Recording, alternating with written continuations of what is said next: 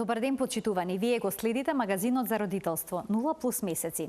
Се случува родителите да забележат дека нивниот тинејџер се само повредува. Следуваат прашањата.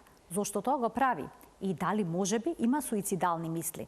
Обично се работи за несуицидално само повредување. Сепак, ако детето си нанесува повреди, дали му е неопходна помош и како родителите да му ја возможат? Што најчесто се крие зад ово однесување, ќе ни појасни професор доктор Насер Дурмиши, психијатар за деца и млади. Нормално е родителите да се расправаат, но начините на кои расправиите влијаат врз децата се разликуваат. За нарушените семејни односи врз детското ментално здравје разговараме со Мирјана Цветковиќ, психолог, системски семеен советник. Разговорите ќе ги проследите по рекламите, а ќе имате можност и вие да поставите ваши прашања во програма. Останете на Телма.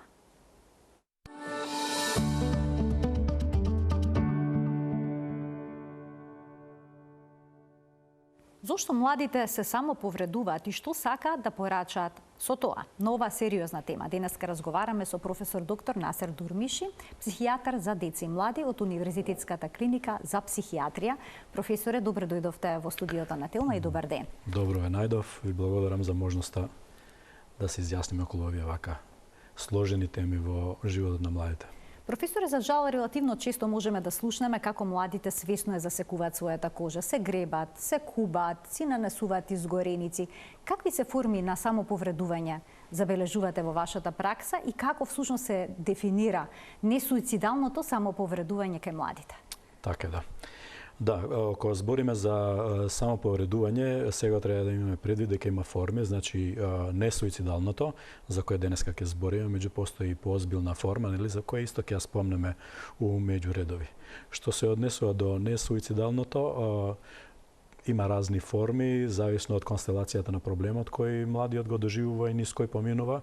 Оди во принцип тоа е една реактивна состојба, нели, на основ на доживувањата, искуството, констелацијата во која обично младата личност живее, нели, на некој начин тоа е сигнал дека нему е нешто добро, нему е убаво во својот живот и на тој начин, ако не успева на поадекватен начин да даде до знаење до средината, заправо на ваков еден не многу да кажам, адекватен начин ја изјавува својата нелагода во својот живот и ситуацијата дека он има проблеми кои не знае како да ги реши. Значи, несоодветен начин на изјавување на тоа дека му е нелагодно во животот, нели. Има разни форми, значи може од самоповредувачки кои изгледаат као гребанички, нели, обично по левата подлактица, ние викаме, и десната ни е вешта и со левата на десната потешко можеме да нанесеме такви повреди. Тоа е исто една од формите кои ни збори дека тоа не е со цел да се направи голема штета, нели, меѓутоа е тоа релативно, нели, ќе збориме исто така. Но има и други форми, например, повредување со, удирање главата, удирање делови на телото, некакви тенденции да направи некакво неприлагодено однесување во ситуација која е рискантна, значи секакви форми има. Кубење коса, удирање по главата, секакви. Дали само повредувањето несуицидално е диагноза? Да, несуицидалното повредување не е диагноза, она е знак. Она е симптом, она е знак на одредена диагностичка состојба, да кажеме, иако не е една единствена, туку може во многу психијатриски ентитети да се сретне, но не е диагноза, она е заправо знак и симптом на одредена состојба. Обично за тоа се заскрива анксиозно расстройство у најмала рака, нели? Но има ситуации кога има поозбилни психолошки и психијатриски страдања при што младата личност посегнува по вакво однесување. А кои се критериумите за проценка дали одредено младо лице се соочува со проблем за самоповредување? Дали една епизода на нешто вакво значи несуицидално самоповредување или пак проблемот треба се повторува неколку дена, можеби неколку недели, месеци? Повредувањето е повредување. Дали еднаш или повеќе пати, дека секојаш треба да се земе за озбилно, толку колку завредува ситуацијата.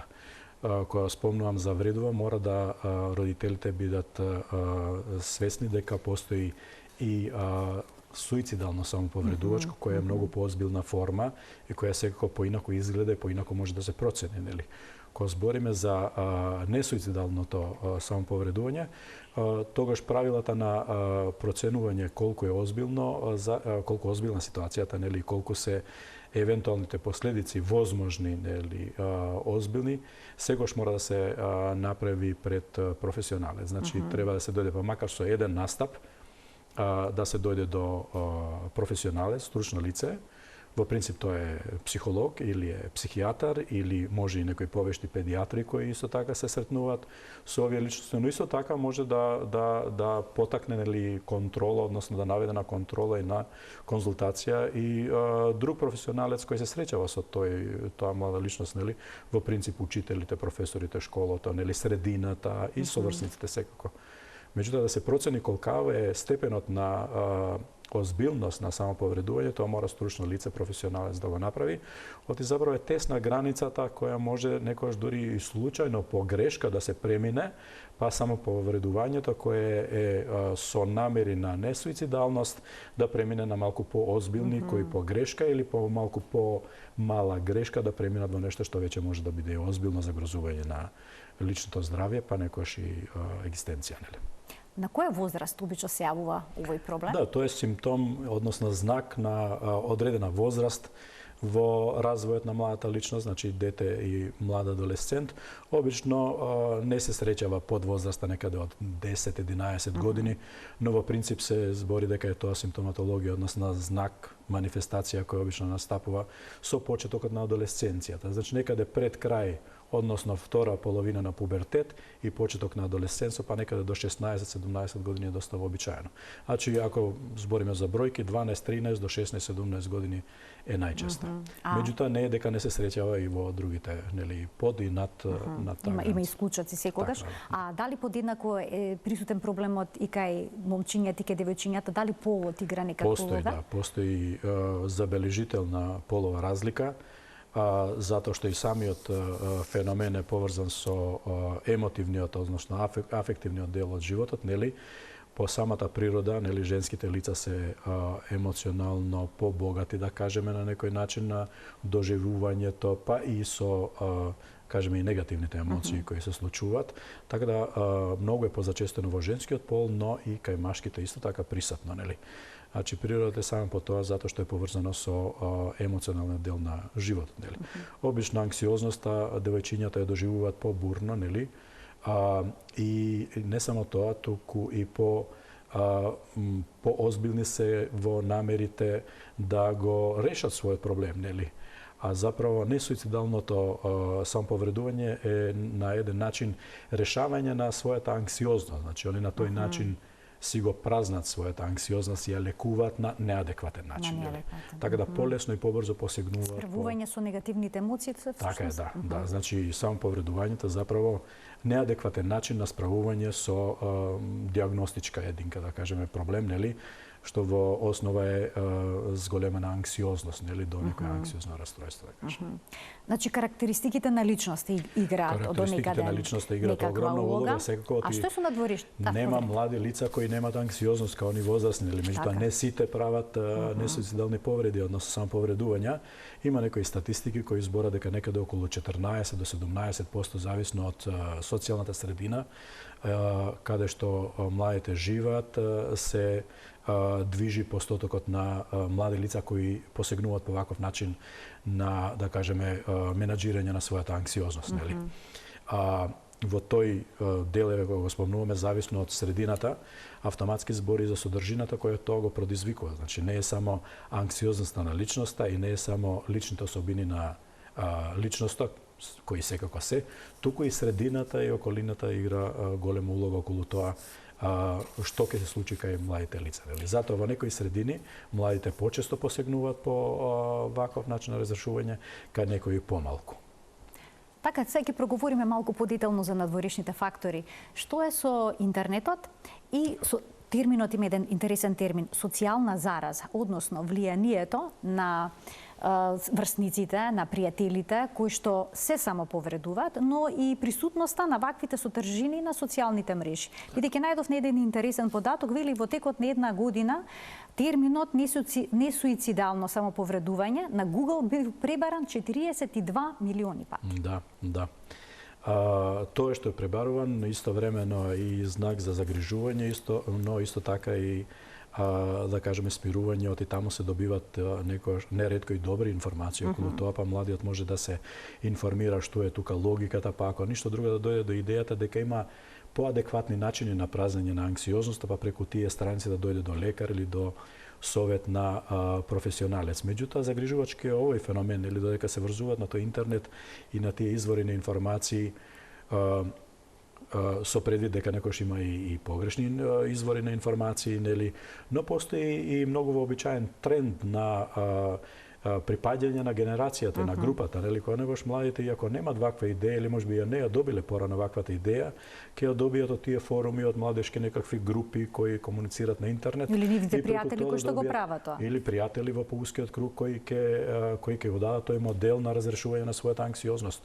И автоматски младиот учи нов модел на справување со анксиозноста. Меѓутоа, преку тие страници, фала Богу, некојаш доаѓаат и не ретко доаѓаат и до информација каде заправо на адекватен начин може да се изменаџира ова нивна состојба, да се бара лекарска, стручна, професионална помош. Така да интернетот е, како и секој друг феномен, нели, има као двосекли мач, што се вика, нели, има негативната страна, меѓутоа и позитивната страна. Но да, фактот дека преку феноменот на припаѓање на групата, било тоа во реалната група во друштвото на улица или преку интернет форумите и своите врсници кои интензивно комуницираат меѓусобно, постои тој феномен на идентификација и придобивање на исти особини, односно исти начини на однесување како и другите во мојата група и во мојата генерација, нели. За жал, тренд. Да, за жал, меѓутоа викам да не се заборави дека има позитивниот дел од интернет каде што они доаѓаат и до позитивни информации за тоа како да го разрешат овој проблем. А професоре, може ли во позадина да стои некаков проблем со менталното здравје? Секогаш дека да. И тука е и причината зошто и при еден единствен обид или дури и без обид, туку само размислувања кои ќе се изјават можеби пред родителите или пред пријателите или во групата, па на форумот некој ќе дојдат и луѓе кои се поврзани со детето, односно младиот, до информацијата дека има такви размислувања, треба да се побара стручна професионална помош.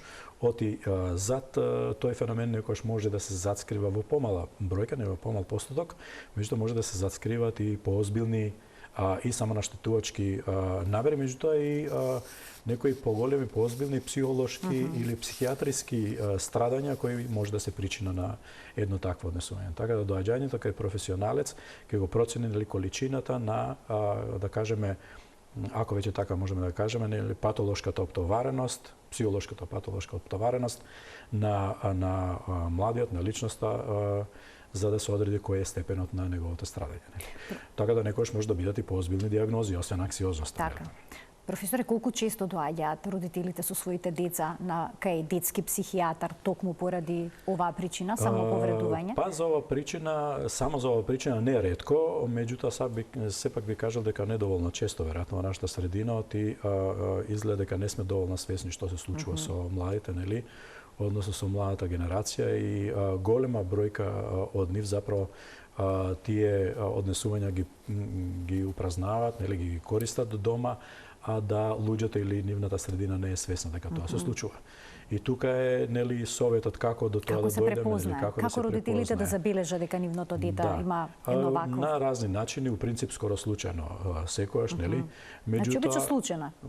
Во најчеста бројка е случајно, нели, дознаено, преку сомнеж на едниот родител или преку дојава на некој од средината на младата личност, пријател, пријателка, нели, дечко, девојка, симпатија и така натаму, нели, да некој да дојде информацијата до родителите или случајно, нели, ќе приметат некои чудни образци на однесување. Тие се оние типични, автоматски како е советот, како може да се примети. Тие деца обично, нели, носат долги ракави во време кога не се носат долги ракави, значи, нели, затоа да се покрие тоа. Затоа стои заправо стравот дека родителите пак нема да го сватат нивното однесување, ќе ги обвинуваат и ќе ги окриват за тоа и можеби дури ќе ги казнуваат за тоа што они го прават, што е неадекватниот начин на пристап, нели, на решавање на проблемот. Или нели, неизлагање со пријателите доволно, затварање дома, недоволна социјална активност, нели, или работите кои се гледат преку кубење, преку тие работи веќе можете полесно да се примат, или пишување на некакви дневници, писменца, каде што има некои содржини кои наведуваат на тоа дека неретко дури не ги ни кријат, нели, писмо каде што ќе стои многу ми е лошо, јас сакам да умрам, а заправо не го мисли тоа, туку преку тоа е тој неадекватен речник на повик на помош. Не ми е добро, луѓе, дајте што да правиме, нели? Инаку озбилната суицидалност многу ретко се открива, нели, која сака да се направи, тоа се прави, не може да се заправо во принцип не се открива, нели. Така да ово што се прави недоволно вешто, односно као еве не сум доволно марен и тука сум оставил поракичка, некое писмо или преку пријатели дошло до родителите, заправо дискретен начин на барање на помош. Така, аларм. На кој што родителите треба да одговорат. Што заправо на родителите исто така им е порака дека да, знам дека вие се грижите, меѓутоа не знаете доволно добро да ме сватите, не знаете на кој начин да ми пристапите, нели? Така да треба да се смени оној начин на обвинување, на суд, на зошто ти тоа го правиш, па што ти е тебе, све ти е дозволено, све ти е возможно во животот, неадекватниот начин. Нели тука има блок и зацкривање на добро, професоре, како родителот да постапи ако забележи дека детето се само повредува? Да, јасно. Веднаш да се пристапи до детето на што е возможно по пријателски начин. Во таа ситуација, еве како професионалски кажам, дека на родителите им е забрането да судат, да пресудат, да прашуваат директно, ама ти како тоа, нели? Туку едноставно да станат колку год можат пријатели и генерација на тоа дете, да се присетат како било тоа на некој начин во нивно време. Лесно е да се каже, тешко е да се направи, да тие родители на некој начин имаат потешкоти тоа да го направат. И вознемирени се меѓу другото. И вознемирени се и не се доволно вешти во тоа, нели? Така да треба на некој начин да се смири топката, меѓутоа ако ништо друго, кога ќе се примети дека тоа се случува, веднаш да се побара стручна помош кај професионали, се сето тоа да се стави веќе, да се канализира кон нешто што е поадекватно. Решението е заправо учење на адекватен образец на искажување на својата анксиозност и барање адекватни образци на решавање на анксиозноста. Така. Професоре, ќе ги вклучиме само и гледачите, да им дадеме можност од овој момент да постават прашање во денешната емисија, во денешниот магазин за родителство 0+ месеци, и секако сето она што ќе го искоментирате и ќе го поставите како прашање да биде во контекст на она за што говориме денеска. Споминавте начини на решавање на проблемот. Дали постои некој лек? Некаква терапија? Или сепак е разговорот? Нема, се заедно, и тоа што веќе и културолошки од општа култура знаеме дека треба да се направи, а тоа е на детето да му се даде можност да се искаже. Да се искаже слободно, да нема страв од осуда, од казни, од ограничувања, нели? Едноставно да се стане на некој начин пријател на детето, да се зближиме до детето или до младата личност, нели? За да он осети слобода, да осети простор да се искаже. На вербален начин, па дури и да каже дека да, јас се само повредувам на ваков начин или не. Не се само повредувам, ма размислувам за тоа и ќе го направам кај да е, ја не знам како да го решам проблемот кој што го имам, нели, за да се направи едноставно отворен, флексибилен простор за една вербална, убава, толерантна комуникација, нели, за да дојдеме до таквите информации. Така, тука е потенциран терминот несуицидално, но сепак тоа може да води кон суицидално однесување. Тука и ризикот и оправданиот страв на секој кој ќе се сретне со една таква млада личност, а посебно родителите, нели?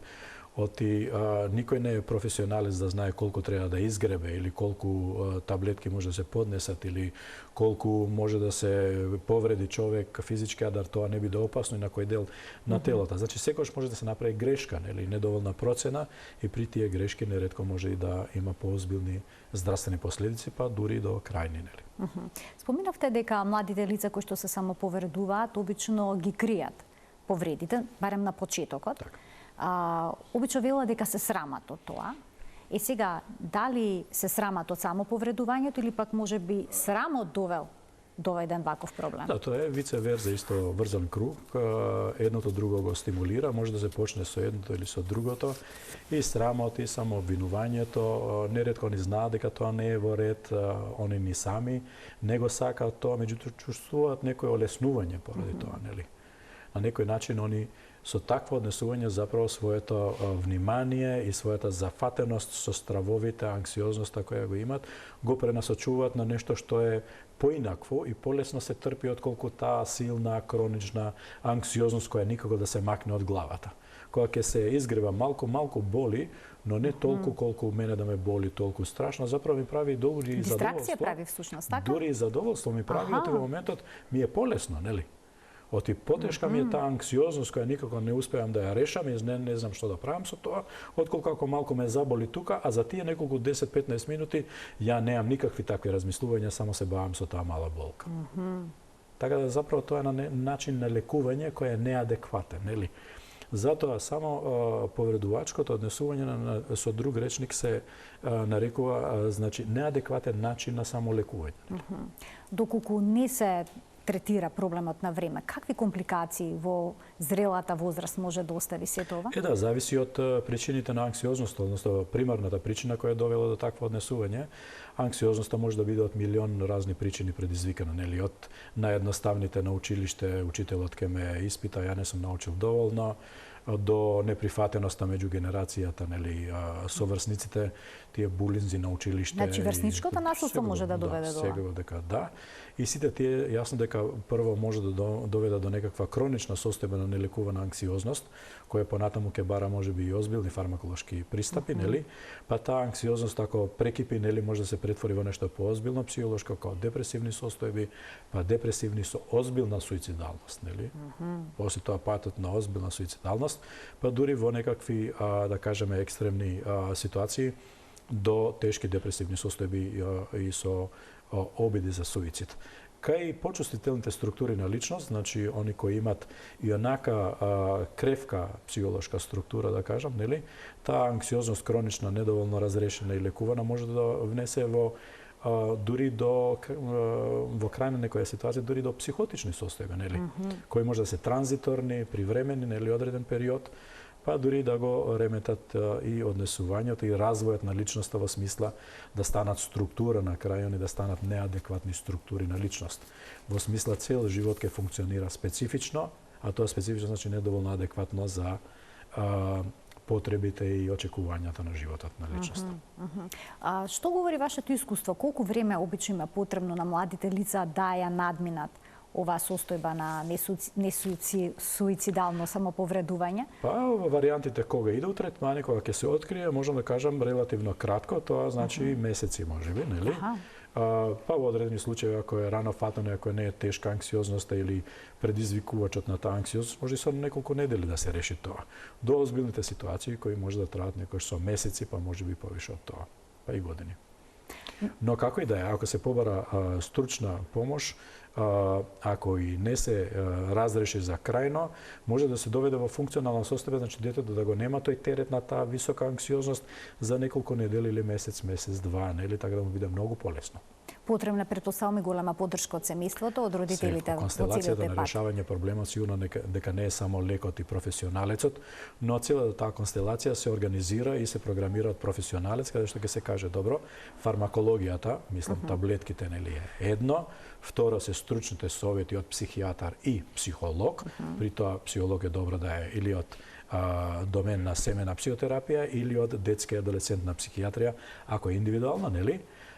Но ништо помалку семејството, нели, кое треба да биде едуцирано, кое треба исто така да биде донекаде и третирано, и они се под стрес, нели? Но можеби некакви благи до и озбилни промени во местото од кај што извира неговата анксиозност. Дали се тоа соврсниците кои не знаат нели адекватно да се однесуваат со него, дали е тоа училиштето каде што тоа се случува или на улица, па дури би кажал, тоа да не останам должен да спомнам и целата социјална средина, па би кажал и системот, цел културолошки, едукативен, на теолошки, во смисла религиозни, па дури и до правниот и политичкиот систем. Знаете, оти само кратко ќе се навратам зошто толку ја ширам целиот извор, нели? Ние сме свесни и се чита секој ден на интернет колку е бројката зголемена последното време на светски разини, нели? Не само кај нас, нели? Ние немаме толку прецизни статистики за жал во државата, но сигурно е идентична состојбата, ако не и потешка, нели? И зошто тој тренд на пораст последните декада, 2-3 во целиот свет и кај нас исто така? Автоматски прво доаѓа идејата од сите тие силни цивилизацијски промени, каде што не е само интернетот, не целам само на тоа и дигиталниот свет, туку и све друго, правниот систем, неизвестноста, во перспектива на развојот, наоѓањето на младата личност во животот, неговото наоѓање на своето место во социјалната средина, во друштвото, во државата, во струката, во професијата, во школото. Се ова се сите тие предизвикувачи на таа негова анксиозност. Така да добро регулираните општества, каде што е неизвестноста помала, каде што младото лице веќе може отприлике да осети кај му е местото, што со неговата професија, што со неговото работно место, што со неговото средно училиште ќе се заврши, како ќе успее да запише студии, што ќе биде понатаму со неговиот живот, се во принцип суштината на анксиозноста која дури младата личност на таа возраст можеби и не толку јасно ја доживува за да каже он дека тоа и тоа ме сметна, нели?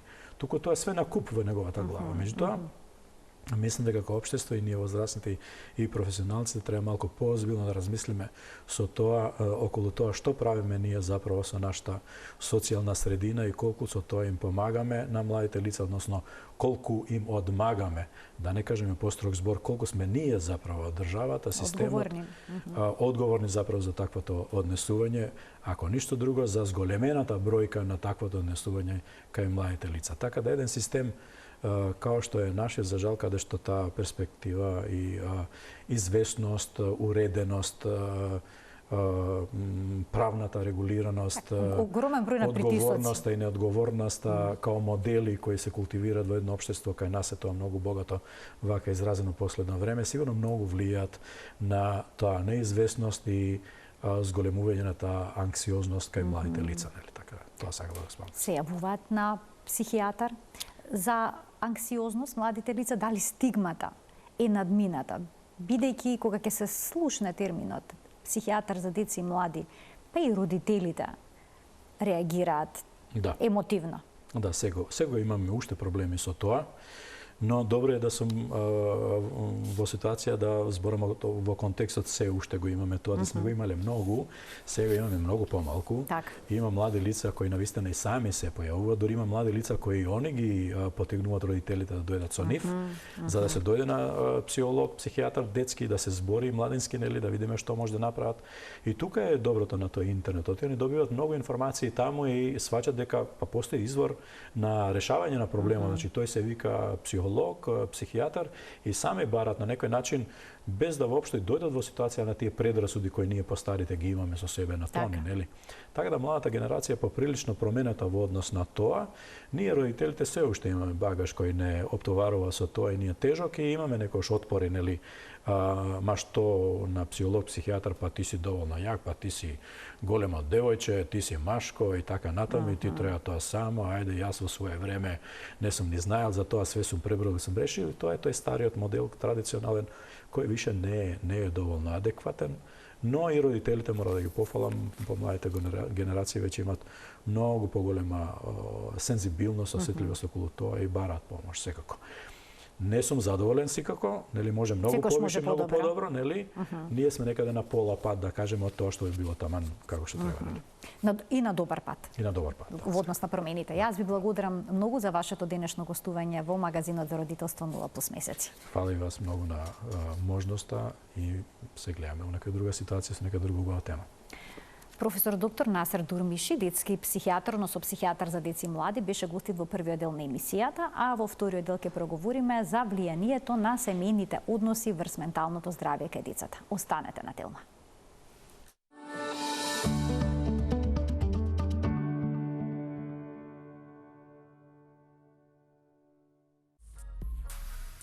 Повторно селективно спроведување на законот. Сообраќаен полицаец скрива непрописно паркиран џип Порше пред ресторан, но сопственикот на џипот е од недопирливите и може да паркира каде сака. Сообраќаецот кој си ја врши работата е казнет, а колегите кои се обиделе да го измамат, тврдејќи дека Поршето е службено возило, остануваат неказнети. Пораката до сите во МВР е јасна. Гледате кого санкционирате. За обичен граѓанин или чесен полицаец, санкции постојано има. Црвена линија со Тина. Веднаш повестите во 15:30.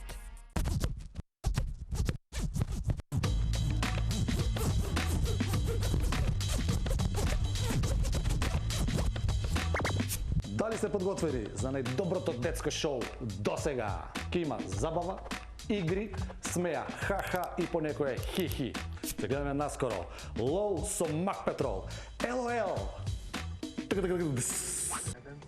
Кој македонски поет е автор на стихот "Ако умрам пред да старам, нек ме погребат во небото"? Неговите иницијали се на Н, Ј и В. Никола Јонков Вапчаров. Ма браво, Викторе, па која представка се употребува за образување именки што значат степен на род со постари или помлади роднини? Представка.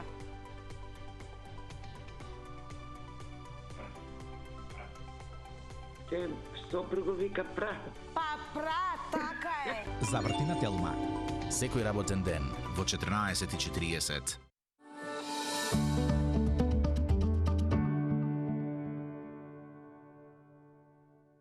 За нарушените семејни односи и менталното здравје кај децата. Во денешниот магазин за родителство 0+ месеци разговараме со Мирина Цветковиќ, психолог, семејни системски советник во Алтернатива. Добро ни дојдовте во студиото на Телма. Добро ве најдов и благодарам на поканата. Со децини е познато дека конфликтите во семејството, односно насилството, се одразува врз здравието, врз психолошкото здравје на децата. Но денеска се знае дека не е само агресивното и конфликтно однесување на родителите еден кон друг остава некаква трага врз децата, туку и разни други форми на нарушени односи во семејството. Па како нарушените семејни релации влијаат врз менталното здравје на детето? Да, токму така убаво го стручивте. На некој начин едно дисфункционално семејство може да се разгледа од различни перспективи, што донесува, што доведува да биде тоа семејство дисфункционално. На некој начин една од причините може да биде ригидност во семејството, односно да нема преголема флексибилност, односно да не се сослушуваат помеѓу себе, да има некоја позатворена комуникација во тоа дадено семејство, бидејќи општо е познато дека отворената комуникација, изразувањето на емоции се пожелни во секое семејство, меѓутоа во овие семејства за жал тоа е некако прилично оскудно или пак го нема. Затворени се семејните членови од аспект дека не ги изразуваат до толку емоциите или пак не ги препознаваат, но и не само тоа, туку и помалку се осетливи за потребите на собствените деца. Не би можеле да ги препознаат во даден момент, што е потребно или какво барање има, без разлика на која возраст се наоѓаат децата, да кажеме, дури од предшколска, школска или пак адолесцентска возраст. Исто така, хиерархиски, можеби не се добро поставени улогите, знаејќи тоа дека таткото и мајката како носители, односно треба да имаат повисока положба од собствените деца, така да хиерархиски треба да се над децата, а понекогаш да кажеме може да има дисфункционалност на начин да децата стануваат помоќни членови од своите родители. Што често се забележува во денешното современо родителство. Така е, да. Така да родителите на некој начин изгубиле својата моќ преку стиловите на родителствување или пак може да има и некои други разни причини, како подолго отсуство на родителите, прилично може да бидат зафатени, да не се доволно присутни во животите на децата, меѓутоа исто така и да сметаат дека нивните деца треба да имаат собствен живот, а родителите си имаат собствен живот. Знаете, такви ситуации има каде што одговорноста на родителите некако самите тие сметаат дека треба да биде пониска, дека тие се доволно зрели за соодветната возраст, што во суштина не е баш така. А што значи ако детето биде отуѓено од еден од родителите? Или пак ако родителите постојано се расправат бидејќи имаат различни погледи за животот, па не може да најдат еден конструктивен заеднички став? Ова е многу често и кога ќе се јава, да кажеме, на терапија кога ќе стави некаков предизвик со дете, врз основа на било што, најчести причини се неусогласени родителски ставови или пак евентуално неусогласени родителски стилови. Еден родител е поригиден или сака да биде со строгост, со дисциплина, другиот родител пак може да биде попуслив. Тоа е во однос на стиловите. Во однос на ставовите пак може да се случи еден родител едно да кажува, друг родител друго. И во таа ситуација детето се збунува и на некој начин не знае како да постапи. Исто така како причина може да биде и премалата вклученост на родителот во родителството, како што спомна претходно, доколку прилично се отсутни од дома, нема доволно време. Секако ова е капитализам и секој родител се стреми и кон своја себе афирмација во своите професионални води, меѓутоа истовремено тешко е некогаш да се најде баланс на тоа колку треба да биде присутен во животот на детето, но доколку се јави така речено одредена потешкотија, доколку се забележи кај детето некаков проблем, ева како да кажеме училишен неуспех или пак социјална изолација или пак хиперактивност, тогаш може би е знак да се преиспита родителот дали може би му недостасува на своето дете. А на која возраст децата стануваат мудри наблюдувачи на своите родители? Па може да препознаат расправи и покрај тоа што родителите сметаат дека не се доволно зрели или пак не можат да слушнат што се случува зад затворени врати? Уште од беба, јас би рекла. Затоа што дури и бебињата ја насетуваат емоционалната состојба на своите родители пред се на мајката, нели, меѓутоа и на таткото. Одговараат, нивната респонсивност е врз основа на емоционалност, исто така на мајката, па може да бидат поплачливи, вознемирени да делуваат, да не може да се смират. Но и понатаму секако дека и во останатите животни фази, односно развојни фази на децата се јавуваат одредени предиктори дека нарушената комуникација влијае, еве да кажеме, предшколските деца можат да забележат на тој начин што, односно кај нив може да се забележи така што може да бидат по несигурни или пак плачливи, да сакаат да бидат повеќе време со родителите и воглавно го моделираат однесувањето на своите, учат преку однесувањето на своите родители како и тие да се однесуваат. Што значи тоа? Како би се однесувале во предучилишна возраст? Како би се однесувале тинејџерите доколку се сведоци на некакви нарушени односи во семејството? Однесувањето може да биде различно. Генерално, училишните деца може да покажат потешкотија со училишниот успех, да имаат потешкотија да се вклопат или доволно да се социјализираат. Обично кај нив постои на некој начин и повлекување. Може од една страна да се јави социјална инхибиција, односно повлеченост. Знаат родителите да кажат, па не излегува, постојано е дома и така натаму, но од друга страна пак и да стане доста активно одредено дете, така да има одредени потешкоти со однесувањето со врсниците, да ги задева или да станува на частно училиште. Тоа е за, да кажам, средното детство.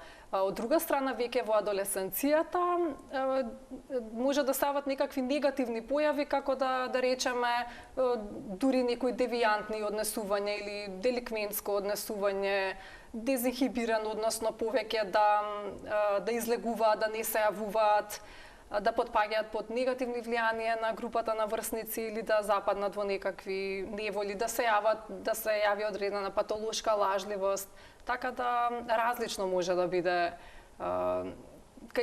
на сите возрасти. Знаеме дека расправиите и конфликтите во домот може да остават последици по детското здравје, но има ли вистина дека и отсуството на комуникација може да биде проблематична? Дали тишината во домот може да биде токсична и за детето?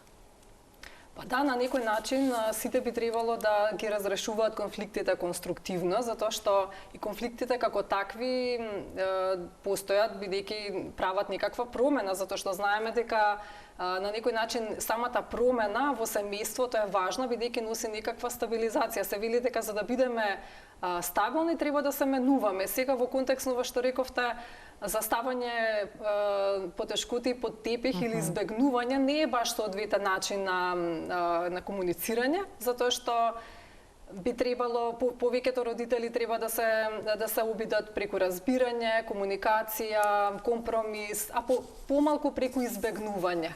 Затоа што на тој начин се ствара подлога да нивните деца тоа го забележат, го усетат, затоа што не само содржински што децата ги следат своите родители, не мора и тоа да биде причина, туку се чувствува тоа. Не секогаш експлицитните пораки од родителите се важни единствено. Туку важни се оние имплицитни пораки, односно што чувствуваат, ја чувствуваат таа тензија помеѓу родителите. Затоа добро би било да и самите родители дури пред децата, кога веќе западнале во некаков конфликт или ги избегнуваат работите, добро е дури и пред нив да остават, да покажат пред децата како ги разрешуваат. Значи расправите не се секогаш лоши? Точно може така. Да има позитивни расправи. расправи. Конструктивни расправи, баш така, меѓутоа да се разрешат на некој добар позитивен начин, и тоа на кој начин? Преку извинување, присетување на добри спомени, преку хумор, и на разни начини семејствата може да ги решават, и тоа е добар пример пред децата, да и самите деца тие искуства понатаму ги применат дури и во своето врсничко однесување. Помеѓу другарите, меѓутоа понатаму и самите кога ќе станат возрастни, би ги применувале овие начини. Ке ги вклучиме гледачите. Од овој момент почитувани емисијата е контактна. Слободно можете да се јавите во телевизија Телма и да поставите прашање кое што е поврзано со семејните односи и менталното здравје на децата. Долго време се веруваше дека разводот, разделбата на родителите остава трајни последици на децата, но денеска велат подобро добар развод отколку лоша заедничка животна средина. Па како, дали понекош расправиите што предходат на разводот се потоксични, попроблематични за детското ментално здравје од самата разделба? Кое што нели некогаш се случува децата и да не ја прифатат разделбата на родителите како што треба. Да, ова баш или пак родителите да се караат за децата, нели? Так. Има различни форми. Да, ние кога работиме исто така и на одредени брачни несогласувања, нели секако партнерите што ги истрпат сите можни начини дека не функционира бракот, некој ќе рече подобро среќен развод отколку несреќен брак, она што го кажавте. Сега како тоа влијае на децата? Генерално прилично негативно, затоа што децата полесно поднесуваат смрт на родител отколку развод на брак, затоа што тоа за нив е навистина еден огромен шок, бидејќи самите деца се лојални кон двајцата родители. Инаку, што е важно, еве доколку дојде до самиот процес на развод, да секој од родителите седнат со детето, поединечно со секој од децата, доколку има и повеќе деца во семејството, да преку еден отворен разговор, спонтано, согласно возраста на детето, кажат како понатаму ќе живеат и така натаму, да на некој начин детето ја свати, да не биде тоа мистично за него, треба една автентичност и отвореност, онака како што е. Исто така е важно да партнерите не разговараат негативно едниот за другиот, односно нели доколку таткото седне со детето, не смее да дојде до ситуација да зборува негативно за мајката и обратно, без разлика што се причините. Исто така, во тој период добро би било да било какви промени, кога ќе дојде до развод, било какви промени се одложат, онолку колку што може. Значи, таа автентичност, односно таа рутина што ја имаат децата, одлично е да продолжи во даден период. Сега, во однос на емоционалните реакции, ова што го спомнавте, различни се, еве да кажам, најтешко реагираат предучилишните деца и адолесцентите. Предучилишните деца се чувствуваат доста несигурни, исплашени, загрижени, повеќе позахтевни со аспект дека сакаат повеќе внимание во тој период да добијат од своите родители. Понекогаш веруваат и дека се тие причина за родителскиот конфликт.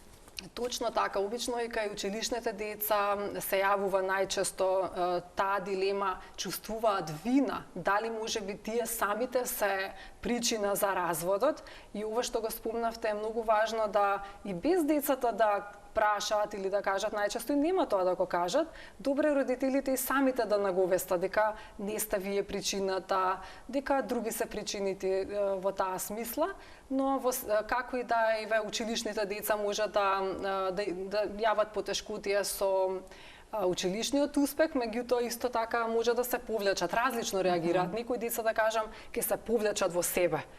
Социјално се изолираат, од друга страна па други деца може да пројават некоја хиперактивност, несоодветно однесување, а пак кај адолесцентите многу често да во тој период чувствуваат вина или па некако се насочени обвинувачки кај оној родител од кој што можеби мислат дека го предизвикал разводот и повеќе се ориентираат кон врсниците во одреден период. Меѓутоа, не често се случува да понекогаш и самите адолесценти, еве и ние од искуство во работата, да некогаш и самите адолесценти како да им олеснува или ќе кажат на своите родители подобро развиете се, ова е неподносливо и слично. Така да различни се реакциите, за некој е многу макотрпна, за некој помалку. И исто така одредени деца на било која возраст генерално, односно школска и адолесценцијата, знаат преку ноќ да созреат. Знаете, онака интелектуално некој ќе каже како млад возрасен, така да и тоа може да се случи. Доколку семејните нарушени релации се причина за проблемите со менталното здравје кај детето, на кој начин му се помага и на детето, но и на семејството? Зависи, да кажам, дали е потребна семена терапија, дали е потребно сите да појдат кај семени системски советник, родителите заедно со детето или пак засебно се работи? Како изгледа целиот процес? Треба да дојдат сите заедно. Најоптимален начин е да дојдат сите заедно доколку има такво расположение. Ние препорачуваме, дури кажуваме дека треба да дојде целото семејство, бидејќи на тој начин се гледаат сите образци, кој како се однесува со кого, кој може би е подоминантен, кој е поповлечен, за да се види на што да се работи во таа ситуација. Доаѓа така? На тој начин? Да, доаѓаат. Често се случува да дојдат, така да расположение има помеѓу клиентите за решавање на предизвиците, на потешкотиите, така да семејната системска психотерапија навистина е многу продуктивна од аспект дека користи еден афирмативен пристап, преку се води од тоа да одредена потешкотија кога се јавува кај одреден член на семејството, генерално тоа не е само негова индивидуална потешкотија, туку тоа е потешкотија на целото семејство. Така да тоа во однос на одредени релации, она што ние работиме е да се детектира што може би причинува. Дали односот помеѓу семејните членови или пак има потешкотија со сепарацијата, сега зависи, нели веќе во адолесцентна фаза треба малку да постојат и полабави односи помеѓу родителот и адолесцентот. Секако дека тука треба да биде родителот за грижата, меѓутоа исто така треба да се даде доволна независност, така да доколку родителот е крут и му се јавува на секој пола сат или нешто, тоа може да допринесе, така да сето тоа се истражува. Се истражува што може би е причинителот за одредено однесување во тој даден момент. Што е најтешко за решавање? Дали различите родителски стилови? Или пак во повеќе детните семејства, кога има некој од постарите кој што сугерира како треба родителите да се однесуваат со своето дете, па сега тука се јавуваат куршлоси? Или пак родителите кои што се премногу приврзани кон своето дете, па не му даваат никаква слобода? Има ли нешто што е така особено проблематично да се реши? Може би е предизвик понекогаш да самото семејство увиди што во тој даден момент треба да промени. Да кажеме да дојде до некој првенствено увид, иако увидот не е сам по себе промена, тоа е само почеток, односно неопходен е увид за настане некаква промена, меѓутоа генерално кога ќе дојде некој на сесија и ќе каже, нели ние ќе прашаме како стојат работите, и ќе кажат па јас точно вака правам, ова што го викате баш така го правам и така натаму.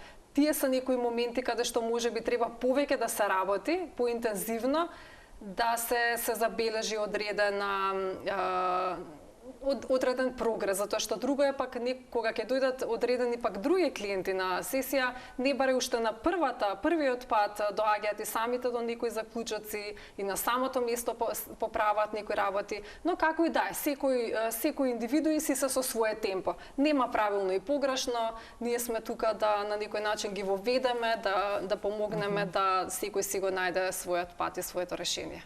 Така, треба да се знае дека здравите семејни односи значат и здраво дете.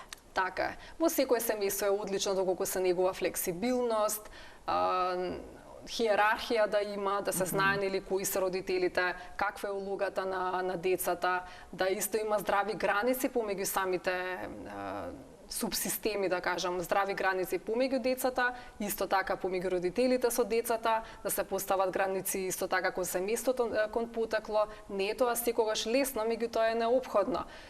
Да има осетливост кон потребите на децата. Спомнав и претходно нели разговарање за чувствата, нели бидејќи спомнавме и за претходно како што разговаравме нели за самите адолесценти, како што разговаравте со професор Дурмиши нели во однос на самоповредувањата, исто така да родителите посветуваат, поминуваат повеќе време со своите деца, бидејќи поминатото време ја чини основата на родителството и на тој начин и повеќе ќе стадат родителите сензитивни за потребите на децата, за нивните цели, подобро ќе се запознаат, тоа е навистина основа, да ги пофалуваат во она што успеваат, во што се успешни, да бидат по-осетливи, да ги препознаваат во какво расположение се, да делуваат повремено одредено време со своите адолесценти пред себе, да кажам, по некој, не знам, 10 на 20 минути во тек на ден. Некој ќе каже 5 минути во тек на ден, квалитетно време, 1 на 1, затоа што квалитетно време значи правење нешто заедно, затоа што и ви често пати кога ќе дојдат на сесија родителите со децата, ние кога ќе прашаме како, колку време сте заедно, па ние сме, да речеме, цел викенд ние го поминавме, па ние премногу време поминуваме заедно. Но кога ќе прашаме како изгледа тоа, како изгледа вашиот дековен ден, па јас на телефон, тој на телефон, сме заедно, но така да тоа не е поминато време заедно, тоа е индивидуално. Затоа би требало децата да ги водат активностите, да одберат што тие можеби сакаат да прават, некои ќе кажат сакаат да играат шах, други да одат на шопинг со своите, пример, адолесцентки со своите мајки, да се сослушаат, да си има доволно време. И да си најдат заеднички интереси и да практикуваат квалитетно слободно време минато заедно. Да, така е. Јас ви благодарам многу за вашето гостување во денешната емисија. Исто и на вас, ми беше задоволство да сум дел од оваа емисија. Ми беше драго што соработувавме, се надевам дека ќе се видиме повторно. Секако. Почитувани, тука е заокружуваме денешната емисија. Ви благодарам што бевте со нас и денес. Гледајте не секој работен ден на Телма во 12 часот и 50 минути. Ви посакувам пријатен ден.